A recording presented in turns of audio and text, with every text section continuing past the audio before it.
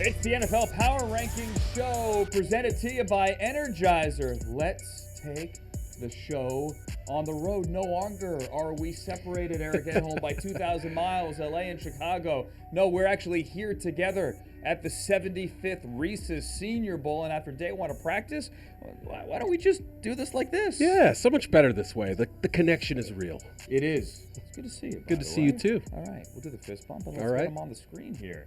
Only 4 teams that made it to the final weekend here. So much so that we didn't even make Eric write an article. How nice. Your top 4 teams, including 2 that are making it to Las Vegas for the Super Bowl, are as follows. Shockingly, the 2 teams that make it to Vegas for Super Bowl 58 are teams 1 and 2. The Niners are 1, the Chiefs are 2, followed by the Ravens, and then the Detroit Lions. I don't know how we sift through all of this, but let's do it here. And let's talk about your number 1 team, Eric.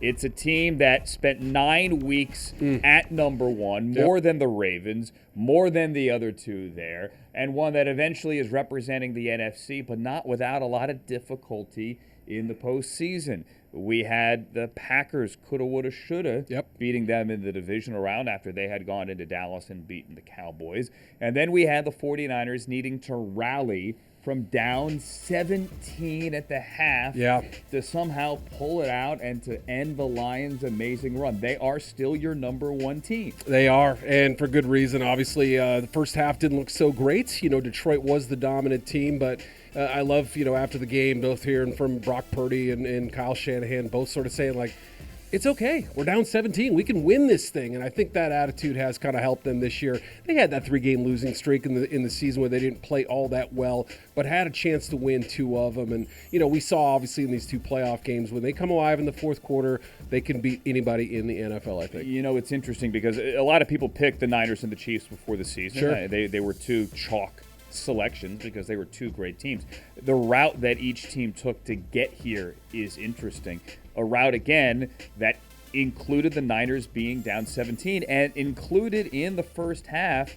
We see the fourth quarter here when they put it away. But in the first half, they were getting bullied. Oh, yeah. Dan Campbell's team came in and bullied them. They were the more physical team until they weren't. Yeah, this was a concern of mine. Obviously, still heading into the Super Bowl, I think you have to worry, can the Chiefs win that line of scrimmage and all that? But, yeah, the first half was pretty ugly. We saw the deficiencies in the run defense. We saw the offensive line not opening holes. So it was really a physical win for Detroit.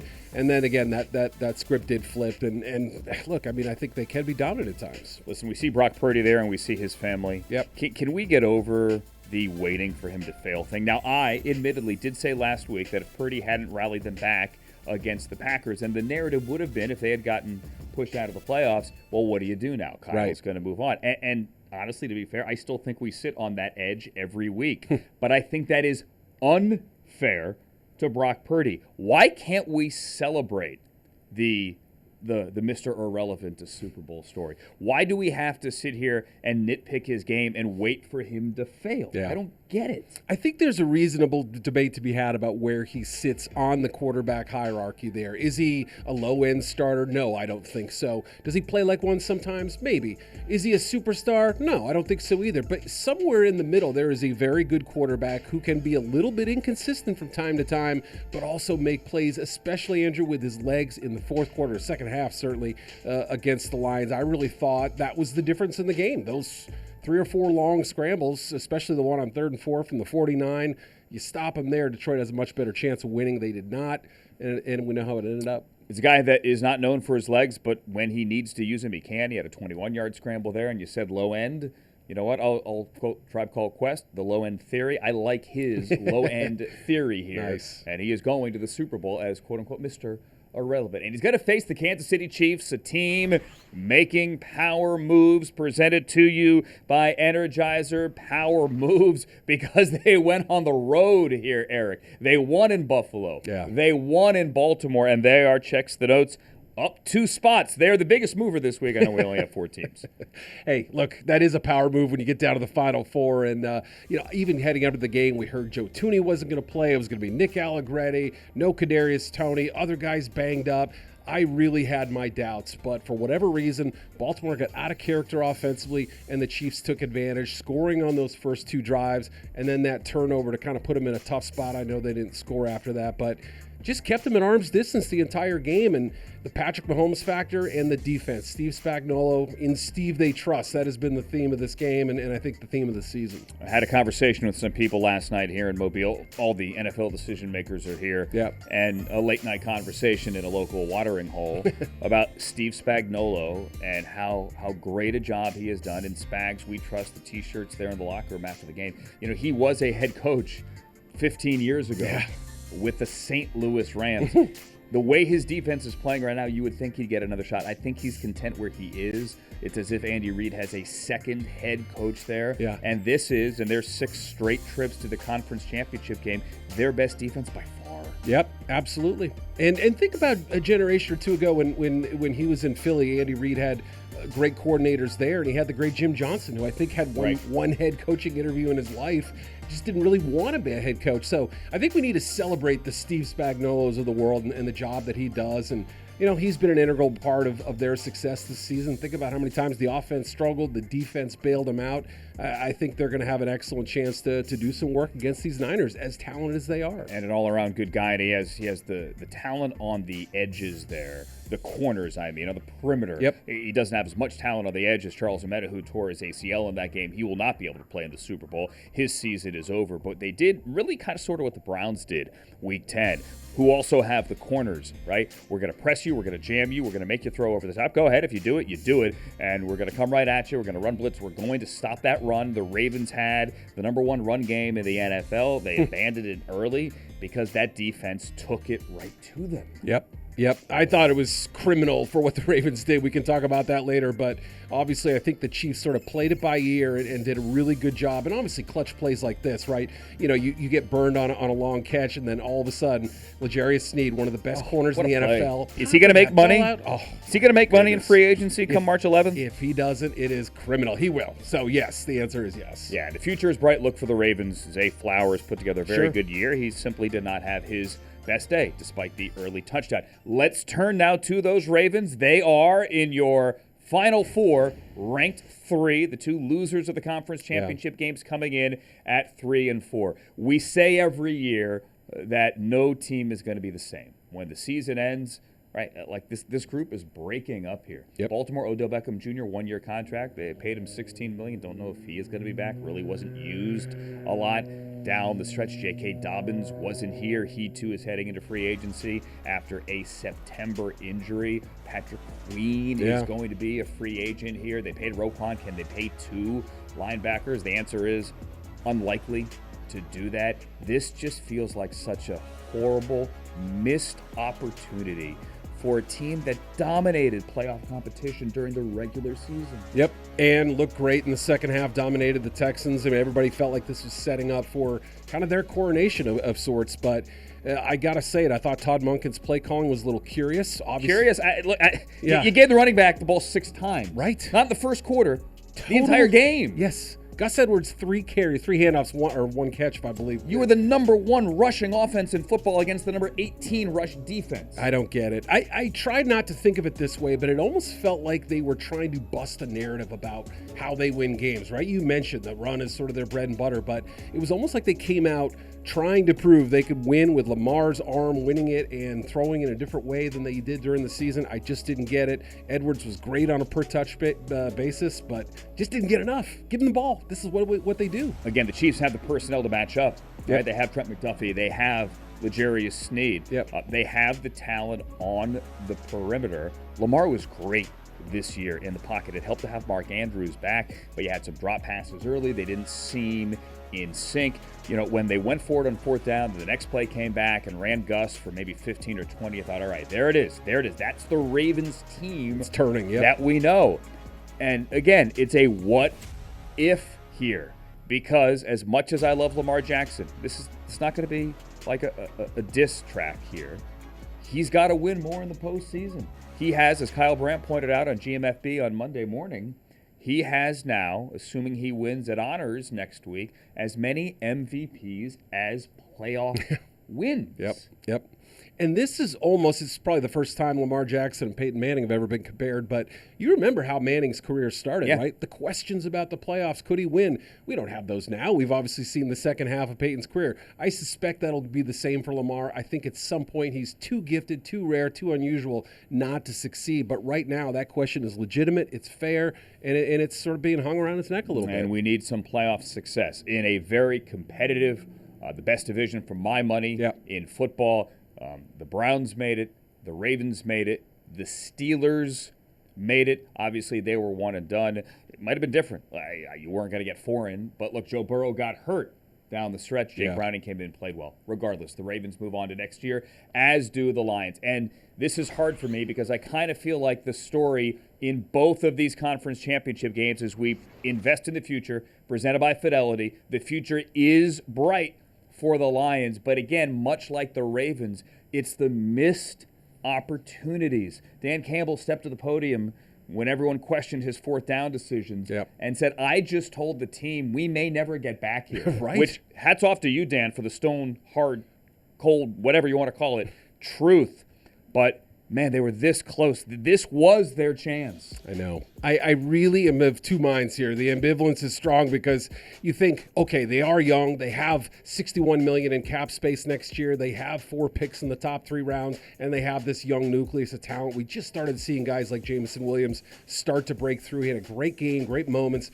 But then on the other side of the coin, you think every season, if you get to that point and you miss, you have to feel like the rug has been pulled out from under you, and there is no guarantee that you're going to get back. So I know exactly how Dan Campbell feels because it's the way I feel. Sure. I love the young talent. I think this team has a lot more left to say, but yeah, watching that thing slip away and the way it slipped away, Andrew, with the drop passes, I thought more so than the 4th down decisions to me, the fumble by Gibbs, and then also the fluky catch by Brandon Ayuk off the face mask of Kendall Vildor. Those plays to me were the ones that really, really hurt the most. And at that point, anyone watching, like, I know this is over. Yeah, like, I know. They're not going to do it. Like, I wish they did. Yeah. Like, people want to make Taylor Swift the story this week. No, the story is how badly everyone was rooting for the Lions. I'm sorry, True story. 49er faithful. Yep. America was rooting for the Lions here. And to your point about how difficult it is, and Dan Campbell's point, how difficult it is to get back, that is what always stays with you. Whether you're a fan, whether you're in the building, whether you're a player, a coach, or whatever, the finality of these moments in the postseason, it is so hard to get back. Yep. The amount of work it takes and the number of breaks you need to get back here. Man, I tweeted after the game, like, I am sorry, Lions fans. I truly, from the bottom of my heart, am sorry. And they're not the underdogs anymore. They're going to have to be the favorites next year. People are expecting the Detroit Lions to be good, so they're going to get everybody's best game, too. Another tough division, too, assuming the Bears keep improving and Minnesota gets back to where they were. Yeah, this is going to be tough. Coming up, we're going to rank the other 28. Just kidding.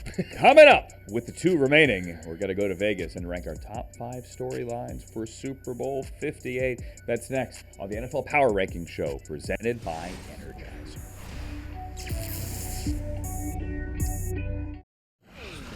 You're watching the NFL Power Ranking Show, presented by Energizer. A friendly reminder, we are on the path to the draft as we speak. Coming up Thursday on NFL Network, the East-West Shrine Bowl. From the Metroplex, the Reese's Senior Bowl, where Eric and I are here in Mobile, is Saturday on the network at 1 p.m. Eastern Time. And then Combine Week, February 2-6, presented by No Bull.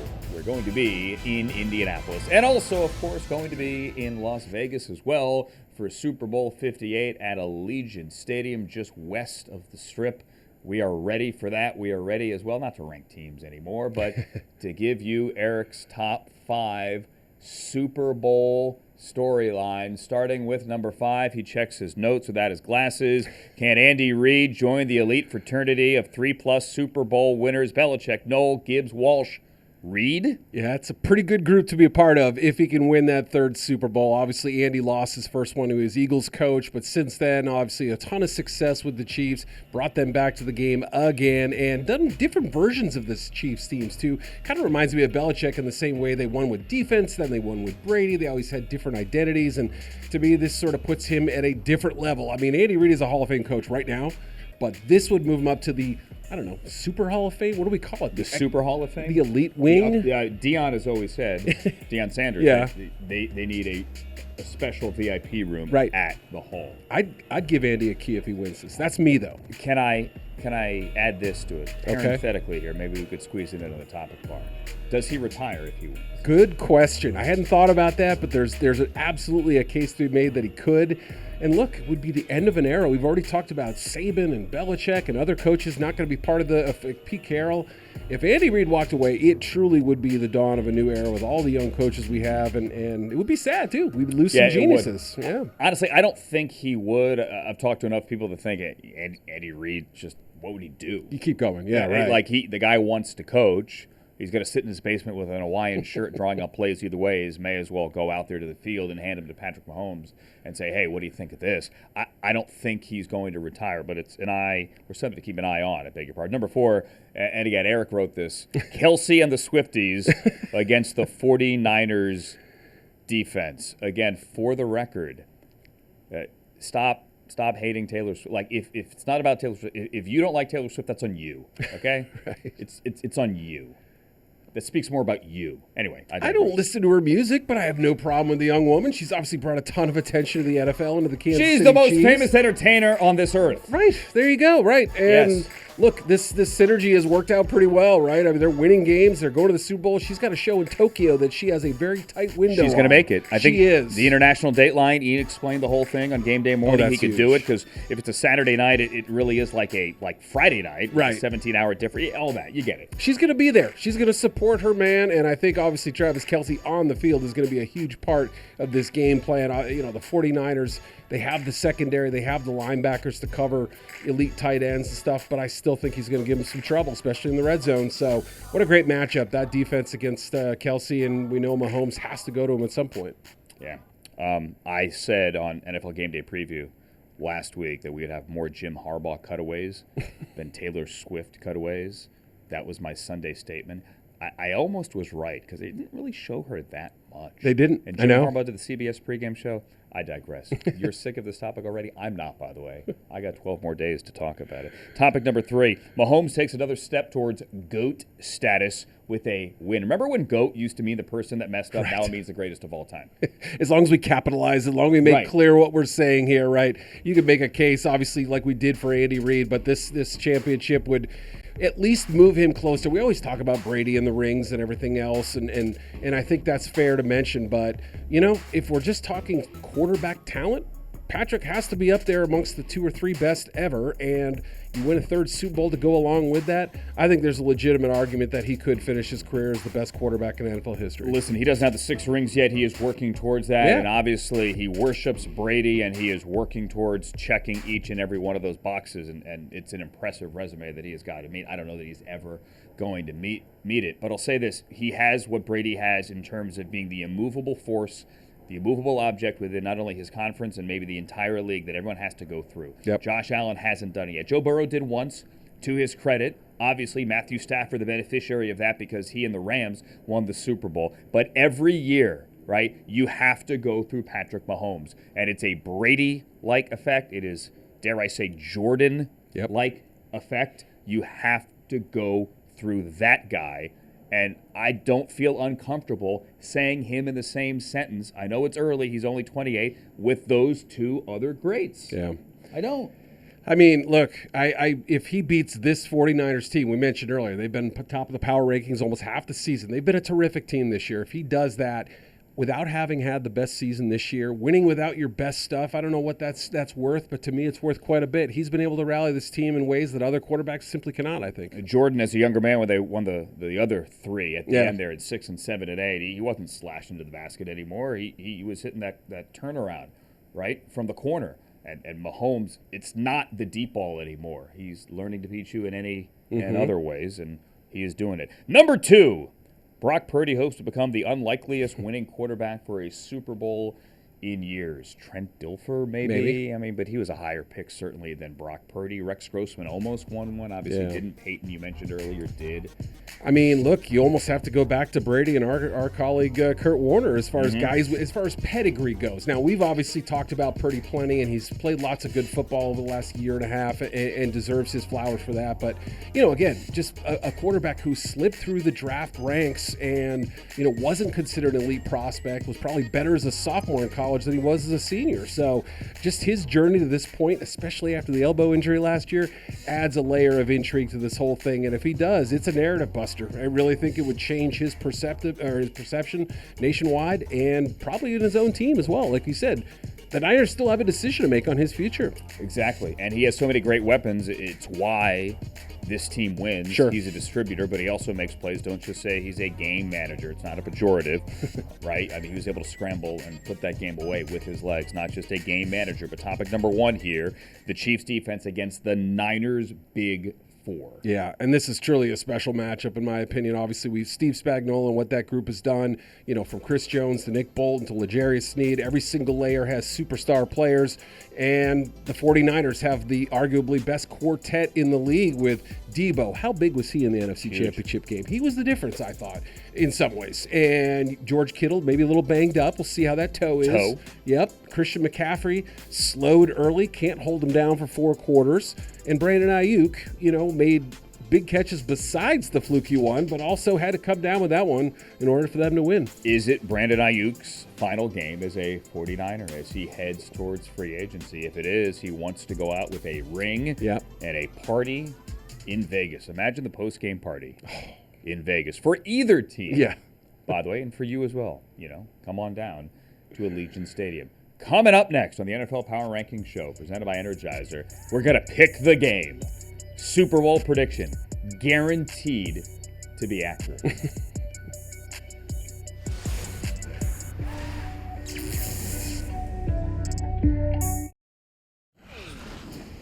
It's the NFL Power Ranking Show presented by Energizer. We're at the Senior Bowl, but now Eric at home and yours truly, hi, I'm Andrew. We are going to, stop me if you've heard this before, predict the Super Bowl.